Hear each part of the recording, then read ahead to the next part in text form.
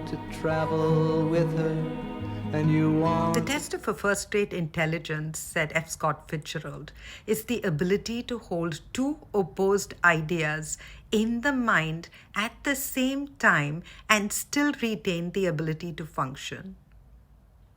I feel like I have been holding two opposed ideas in my mind for years and years and years and somehow barely retain the ability to function. What are these two opposed forces? On one hand, there has been this great need in me, let us call it a spiritual need, just quote unquote, to use the word that most people used to talk about what I mean here. And what do I mean? This search for my true self, this search for this knowledge that they talk about, this search for truth, this search for oneness, and to be one, to not be selfish, but to really be present with people. And just all of that. You know what I'm saying?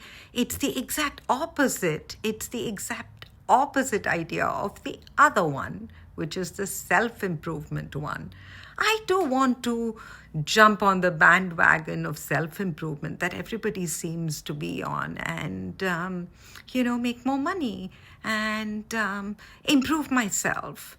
And somehow when I try to do that, it just doesn't feel like fun. It doesn't feel like me. It doesn't feel like something I want to do. And so I have spent so many years trying to pull myself away from that opposing force just because I was naturally more attracted to the quote-unquote spirituality. And I find that years later, years of reading and experimenting and trying out ideas and trying out all these philosophies, I feel like, or rather I would say that I've come to the conclusion, and I want to share it with you, I've come to the conclusion that that final truth, that final knowledge can only be arrived at by a complete unknowing of everything. It's as if we have to unlearn everything we've ever learned and unknow everything we thought we knew in order to arrive at what is actually the truth. So there. These are the two opposed forces. And it's only natural that I was drawn to the spiritual path because, let's be honest, that is definitely way more exciting, right? It's just got so much to it, just this idea of oneness. And also there's that other, what's the word for it? There is another a thing that attracts me to it. Because if I were to find out what the mystics found out, like how cool would that be? And then by finding that out, maybe my life would be awesome too. So it's not an entirely selfless ambition, this ambition of mine.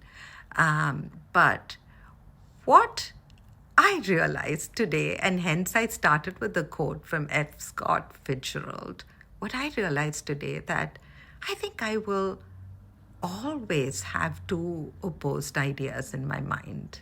We are humans after all, don't you? Don't we have two opposed ideas about so many things? And by not having an opposed idea, what happens? Let's say there was no opposition. There was only one idea, be it spirituality, be it self-improvement. Then I would always not know if it were right, because I would actually assume that that were right. So there, I finished telling you everything I wanted to tell you today. And if you're thinking, on one hand, I think she's a little crazy. And then on the other hand, you're thinking, I think she might be onto something. I think I want to join Experiment 247 with her. And you are juggling these two opposed ideas. I would say that is good. And I would always question whoever it may be. If I were you, I would question me, just like I've questioned others. So hold on to the opposing ideas, but just hit subscribe anyway, because what do you have to lose? Okay, and I hope you did, and I hope we can continue this conversation together next time. Bye. You want to travel with her, and you want to travel blind, and you know that she will trust you, for you've touched her perfect body with your mind.